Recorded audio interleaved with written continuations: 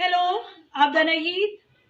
आज बिल्कुल डिफरेंट मौजू के साथ आपके सामने हाजिर है। प्लीज़ चैनल को सब्सक्राइब करें, लाइक करें, कमेंट करें और शेयर करें। आज मैं आपकी मुलाकात एक ऐसी शख्सियत से करवाऊंगी जिनको अगर कहा जाए उस्तादों के उस्ताद तो ये मुबालगा आराइना होगी, बल्कि वाकई वो एक ऐसी शख्सियत के हामिल हैं कि उनको उस्तादों के उस्ताद कहना वाजिब है। क्या मजहबी शख्सियात, क्या सियासी शख्सियात, सब ही उनके शागिर्द रहे हैं। जी हाँ, मेरी मुराद है अपने वालिद मोहतरम जनाब मास्टर अख्तर गनी से। अबू जी, मैं आपसे पूछना चाहूँगी कि मैंने आपसे कहा है कि उस्तादों के उस्ताद, क्या आपने इतनी उम्र गुजारी है तो जो ये मैं बात कह रही हूँ, मैं समझती हूँ कि मैं ये सही कह रही हूँ। अगर आप कहते हैं कि मैं ठीक कह रही हूँ या मैं गलत कह रही हूँ तो इसको सिर्फ 3 या 4 जुमलों में बयान करें। दरअसल उस्तादों के उस्ताद से मुराद ये नहीं है कि इसके कई मानी हो सकते हैं।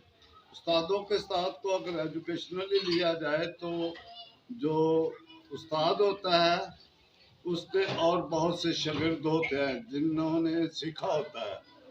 जैसे बहुत सारे मेरे रूहानी पासबान भी हैं, वो भी मेरे शागिर्द हैं। बहुत सारे ऐसे हैं जो एजुकेशन में हैं, वो भी मेरे शागिर्द हैं। बहुत सारे ऐसे भी हैं जो बैंकों में काम करते हैं, वो भी मेरे काफ़ी लोग शागिर्द हैं। मैं जब कभी आगे पीछे गया हूँ तो जब मैं लोगों को सुनता हूँ या ईद का कुछ मौका आता है तो जब बच्चे मिलते हैं तो वो मेरे पाँव को छूने की कोशिश करते हैं कि हम अपने उस्ताद से बात करें या उनसे मिलें। वो बहुत रिगार्ड करते हैं। मैंने कहा भी ऐसे रिगार्ड जो है वो ये खुदा की ज़ात के लिए हैं, जो वाजिब रिगार्ड है मैं वो ज़्यादा पसंद करूँगा। इस लिहाज से आप ये कह सकते हैं कि मैं बेशक एक उस्ताद हूँ। वाकई मैं एक उस्ताद हूँ। मैंने कभी भी किसी से ये नहीं कहा कि मैं फलां चौधरी का पुत्र हूँ। मैं एक टीचर हूँ और मैं कहता हूँ कि मैं मास्टर अख्तर गनी हूँ। अगला सवाल मैं आपसे ये पूछना चाहूँगी कि आपने बचपन में उर्दू सिखाई, उर्दू की ज़ुबान सिखाई, अंग्रेज़ी ज़ुबान सिखाई। हालांकि हमारा ताल्लुक़ एक गांव से है, लेकिन उसके बावजूद जब मैं कनेट कॉलेज में गई, जब मैं झंग गई, जब मैंने समुंदरी कॉलेज में पढ़ा और जब मैंने अपने आप को दूसरे स्टूडेंट्स के सामने देखा तो फिर मैंने इस बात को सीखा कि मेरे वालिद ने मुझे बहुत कुछ सिखाया है और कुछ एक्स्ट्रा सिखाया है। तो मुझे नहीं याद कि मैंने कभी स्पेलिंग याद किए हों, APPLE एप्पल या BALL बॉल। नेवर की ज़िंदगी में मैंने कभी स्पेलिंग सीखे थे। आप ऐसा कौन सा तरीका आपने मेरे ऊपर अप्लाई किया था कि मैं लफ्ज़ खुद ही बना लेती थी? वो बात ये होती है कि जैसा नाम होता है किसी चीज़ का या शख्स का, उसमें वो सारे अल्फाज जो हैं वो रिपीट होते हैं। जैसे अख्तर ही है तो इसमें अलिफ की, खे की, ते की और आर की आवाज़ आती है। तो ए की आवाज़ आएगी ए, खे की आवाज़ आएगी KH और ते की आवाज़ आएगी टी और आर की आवाज़ रे, रे की आवाज़ आर, यानी कि अख्तर। इसी तरह अल्फाज को जब हम सीखते हैं तो उनमें अपनी आप एक शनाख्त होती है।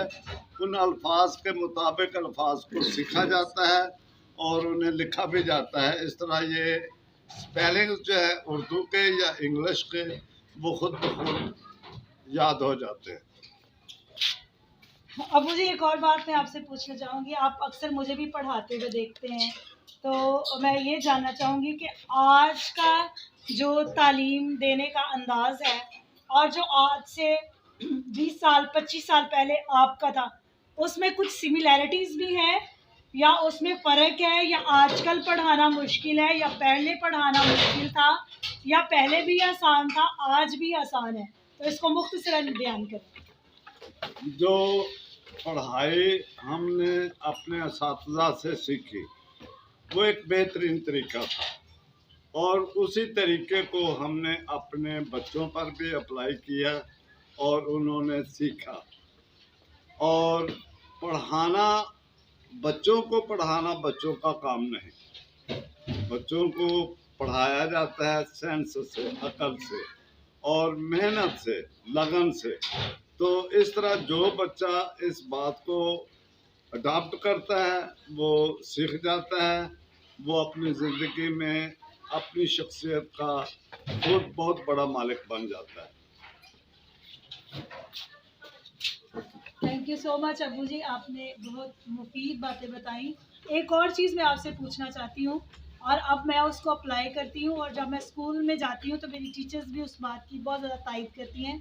आप अक्सर कहा करते थे, बल्कि आप भी कहते हैं कि अगर आप कौम के बच्चों को पढ़ाओगे तो आपके बच्चे भी पढ़ेंगे, लेकिन अगर आप कौम के बच्चों को नहीं पढ़ाओगे तो आपके अपने बच्चे भी नहीं पढ़ेंगे। इसके बारे में मज़ीद थोड़ी सी बात करें। इंग्लिश में एक बात है, टिट फॉर टैट, यानी कि अदले का बदला।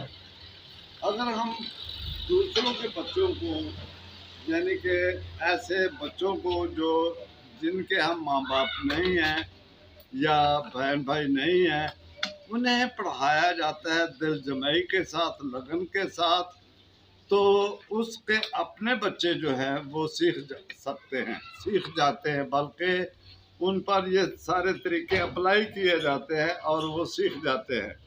तो ये कोई ऐसी बड़ी बात नहीं है कि आपके बच्चे पढ़ गए या, हाँ ये ज़रूर है कि जो बात मैंने कही कि टिट फॉर टैट, अदले का बदला होता है। अगर आप अच्छाई करोगे तो आपको उसका अच्छा रिजल्ट मिलेगा, यानी कि आपको अपनी नस्ल तक भी उसका अच्छा रिजल्ट मिलेगा। जैसे